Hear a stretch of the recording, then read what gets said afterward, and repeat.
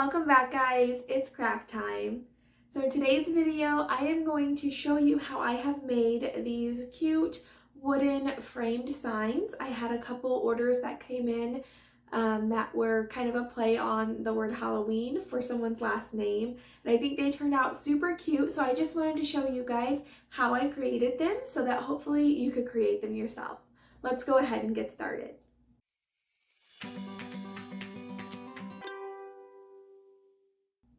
So to begin, for the board that I used, I picked this up at a store that we have here called Menards. But if you don't have that store, you can get something similar from your local hardware store. So this is what I used. It is a 1x2 foot board, and then it says it's craft ply. So it's just a really nice pre-cut, really smooth board. And I just used some white acrylic paint to paint the background. You can use whatever paint you want on it. That's not important to me, but you just want to either stain it or paint it or do whatever you want to do to prep this for your sign. So what I did was the white acrylic paint, and then I did seal it in within a polycrylic. So I used the polycrylic to basically seal in my paint. That way, whenever I go to transfer my vinyl or whatever I'm putting onto here, it doesn't peel the paint up. So after your paint has set and is good, go ahead and seal it in. That way your next step, you don't have to go backwards. So many times I've tried to skip this step and put on my vinyl, and my transfer paper will just rip the paint up and I have to start over or try to fill it in. And I've just learned this step is important. I use polycrylic. You can use just some clear matte spray paint. I use matte for everything, but some clear spray paint or whatever sealant you have. I just think that this is an important step so that you can move forward and build your project without having to go backwards. All right, so from there, while all that was drying and curing, I created my, whatever you want it to be, but I created my little sign for the happy Halloween with the play on the words with her last name. And I got that all designed in Cricut Design Space and ready to cut out. If you've never done a picture that has multiple color vinyls, basically just on there, whenever you're creating it, you turn whatever pieces you want to be a certain color. In this case, I have black, orange, and green. You make it that color so that your Cricut will know that these are going to be different colors of vinyl, and it will go ahead and make sure that it puts them on separate mats. That way you can have your different colors on each mat. When you cut them out, it'll cut out the appropriate item or word or whatever that you have going on. So I am going to go ahead and show you in case you're kind of new to your Cricut or not really sure. After you get it weeded, you want to go ahead and put it on your transfer tape. Now, I wanted to show you, I have a brand new roll of transfer tape, but I didn't want to cut it up. I have so many mismatched pieces of transfer tape just from other projects, and I'm just going to use all of those and mesh them together to make one long piece instead of cutting up my brand new roll. This has never caused a problem for me. I just make sure that it's overlapped at least 1 to 2 centimeters. That way it sticks to the other piece of transfer tape really well and doesn't just peel off, and it keeps it all in one long piece. So on the longer piece, I actually used 3 different pieces of transfer tape, and I didn't have any issue. So after you put your transfer tape down, you just want to get out all of the bubbles, flip your mat upside down, remove your design or wording from the mat, and then I like to go ahead and use my scraper and run it over the back of it as well, just to make sure that the vinyl is adhering really well to your transfer tape. That way when you do go to pull off the back, you don't have any trouble. So I cut out all 3 different pieces of vinyl that I need on the 3 different colors. I weeded them, put them on the transfer tape, and got them ready. My next step is going to be to give myself some visual markers on my board.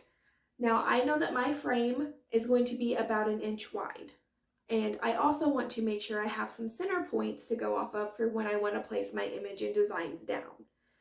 So I just took a ruler and my tape measure, and I measured 1 inch up on every side. And then I also went through and marked the center point on each side. Now what this is going to do is just kind of give me a little notch that I can quickly glance down and look at when I'm trying to center my piece, so I kind of know where I'm at on the board.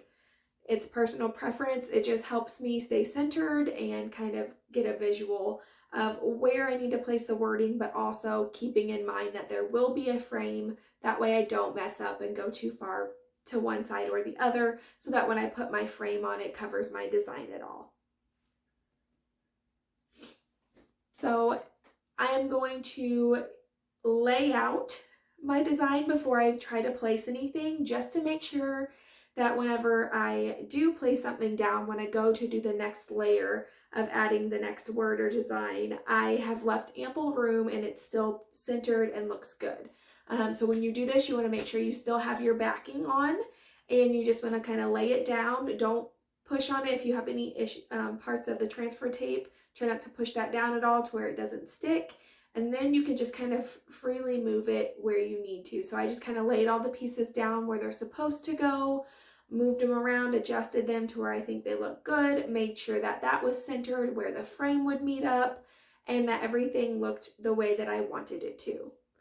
Once that was done, I pulled the pieces back off and I was ready to remove my backing. So as you can see, I'm removing my backing, and my 3 pieces of transfer tape that I've put together as one piece gave me no issue at all and is working just fine. So that's just my little tip for you on something, just in case you do have a really big design and either not enough transfer tape to make a great big one, and just all your little puzzle pieces, just put them together. It works just fine, and I've never had an issue with it. So once you go to put it down, you just kind of want to recenter, make sure everything's good. And then what I like to do is take my scraper and scrape where the letters are. And then once I'm done with that, I also take my finger and push down pretty hard and just trace each letter or the design, whatever you're using, just to make sure that it adheres really good where the vinyl is, but without pushing my transfer tape down in areas that I don't want it to stick. This just helps a little bit with it not pulling up any of the paint that's underneath, and just something that I like to do personally because it saves me from a little bit of a headache.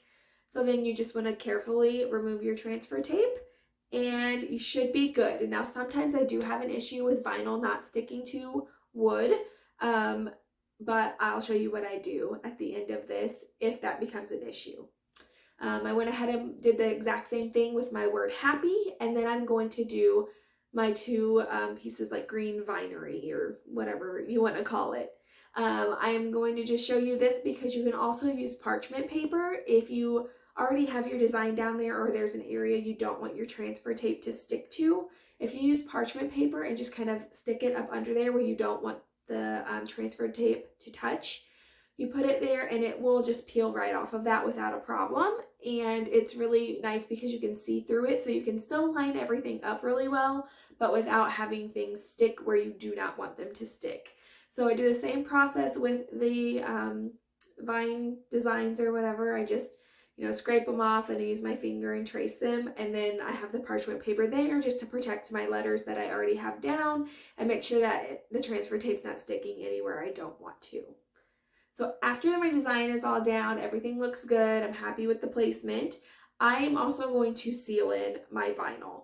You can do whatever you want, whatever sealant you have. I would suggest a brush-on sealant because if you were to use a spray, I don't know that it would keep it stuck there very well. So I'm using my Polycrylic again, but I do like to use Mod Podge. I have regular and the dishwasher safe one.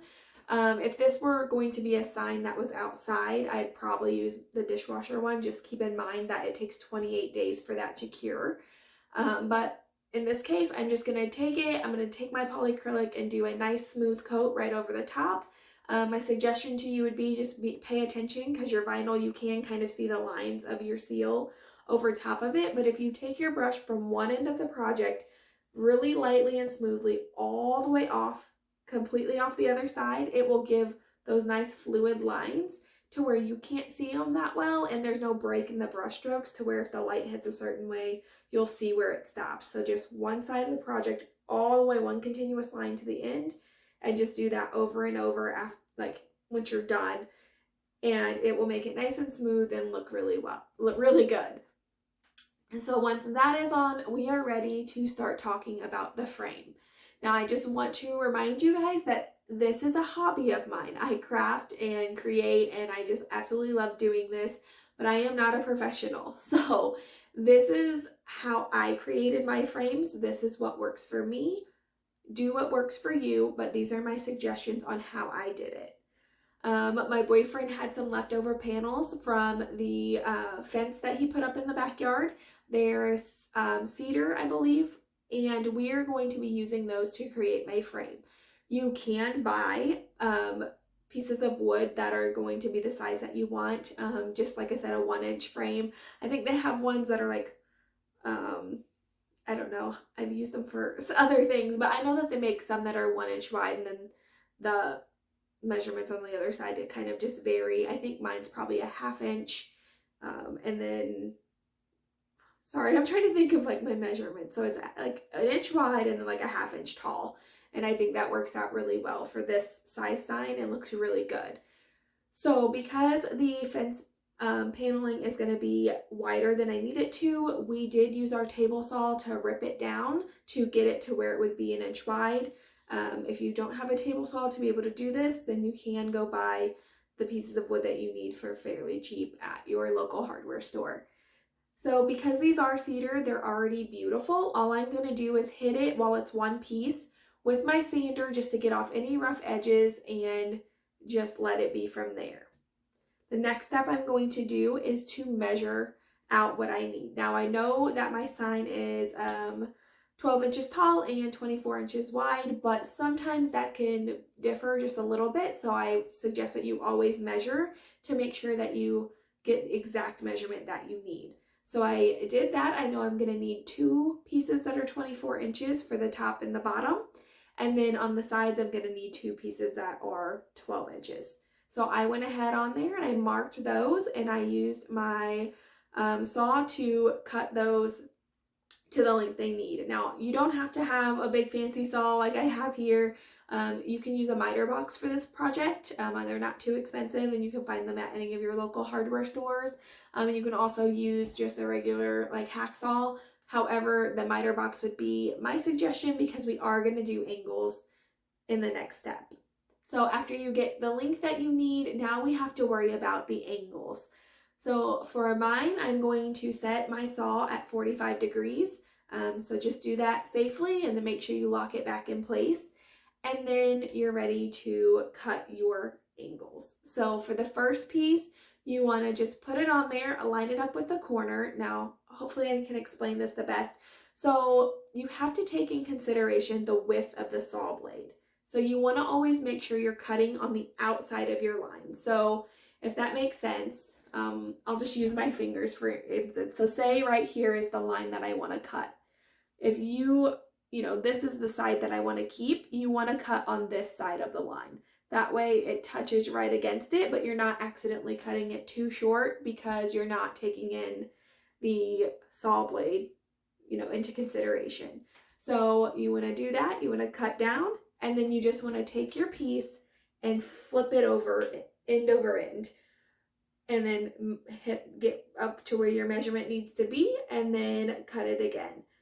So I like to do one of the long sides and one of the short sides. Then you can take it over to your picture, lay them down, make sure that the length is good, that you didn't actually mess up anywhere, and make sure that the corners match up really nicely. And then the easiest thing to do from there to make sure you get the exact same measurements, granted, your measurements you just did have to be correct. Then you can just lay the pieces on top of the pieces that you still have to cut.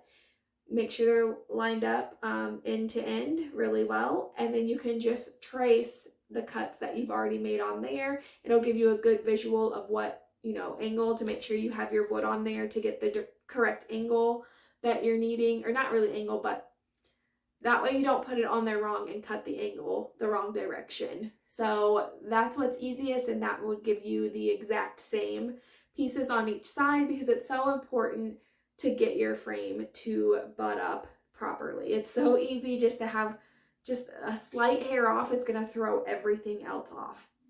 So that's my suggestion. If you did your measurements right, you tested it, you placed it down on, it meets up, it looks good, it's the length you need it to, then just trace those two pieces, one of the short ones and one of the long ones.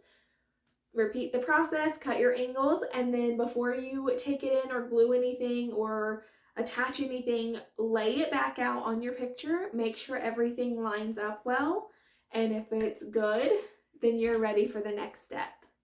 So for the next step, wood glue is a really good option. I'm using E6000 just because that's what I have right here on hand. So I am going to go ahead and make sure that my frame pieces, you know, the side that's showing are all the pretty parts and the ones that I like. And then I'm going to add the E6000 and place it down on my picture and line everything up and then apply clamps. The clamps are just going to hold it in place until that glue dries to make sure that it's not sliding around. That way I can add some brad nails to the back once it's dry and make sure that it stays in place really well. So I'm suggesting to you to not do what I do. I didn't wait to take my clamps off. I had already done this before, so I kind of knew what I was doing, but if this is new to you, make sure you wait until your glue is dry. That way you can take your clamps off, or at least partial of your clamps off, because I have two that you kind of just squeeze and put on, and then I have two that like you squeeze it and it slowly comes together, but it has like a long metal piece on it, and that piece can get in your way because you can't lay your piece flat. So you'll see in the video here, I have built up kind of something to set my sign on. That way it could lay flat, because those things would have areas to like hang off of the side. So what I do is I just take these brad nails. Now before you nail anything in, you want to hold it up to the side of your frame. Make sure that it's not going to go through the front. So I am using these smaller, I think they were 5/8 brad nails, and I'm just going to hammer those in very carefully because they're like the same height as my finger, and I have smashed a finger or two, whatever. But I like to start with one in the middle of the top, the bottom, and then both sides. That way it keeps everything in place. That way when I go to add all of my others, I know that nothing's really moving around or sliding too much, just in case that glue happens to pop loose or something. And once I get all of those in place, I'm ready to address the corners. Now, told you I'm not a professional, so I kind of have to rig this to work in my favor. And so what I do is, as you can see in the front, there's kind of a slight gap. I have just bigger, you can use like either really tiny nails, but the brad nails are perfect. I have just longer ones, so I like to hold it up to the corner to make sure it's going to go through one piece and through the other. And you want to be very careful with this because you can split your frame. It kind of depends on the wood you're using, but I knew that the last one I didn't have a problem with, so I tried that again. I didn't put this part on camera because it was really awkward to film and try to do it, but I basically just put it up on its side and I ran one of those nails into each corner, and what it's going to do is it's going to go through where they connect and go straight down into it and kind of bring those two pieces together. So you can see after I've put one in each corner, and like if you do it and it's still kind of slight and you've done it this way, come back and do it the other way as well from both sides. That should fix your problem. Just be aware that you're not like nailing one into where the other one is, because it's not going to go in. But yeah, so as you can see, that fixed my problem. The corners meet up beautifully. The sign turned out absolutely beautiful. So then I like to go ahead and add hangers on for my clients or the people who are buying from me. So I like to use D-loops. You can get these from pretty much any of your stores, and I just order a bunch of them off of Amazon. But what you want to do for this particular way that I'm hanging it, I'm using a wire to run it across. That way they can just put it on the wall, adjust it really easily without any worry.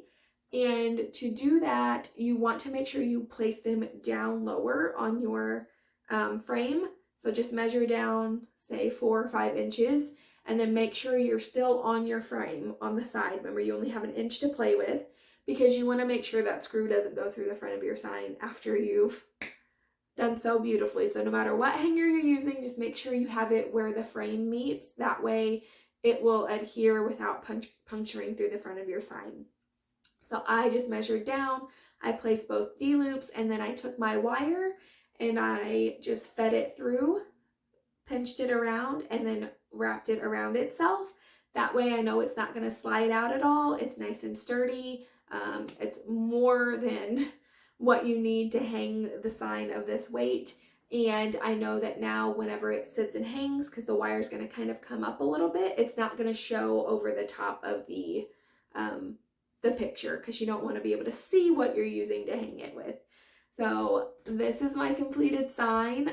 I didn't worry about treating the frame because it's an indoor sign, but if it is for outside, you probably want to seal that in too somehow. But yeah, let me know what you guys think about this in the comments. I really, really appreciate your guys' support. If you like this project, then give me a thumbs up, and consider subscribing to my channel if you haven't. If you're returning, you know I love you. You know I appreciate you. So I'm going to take you guys in for a closer look. If you have any additional questions, leave them in the comments below, and I will see you next time.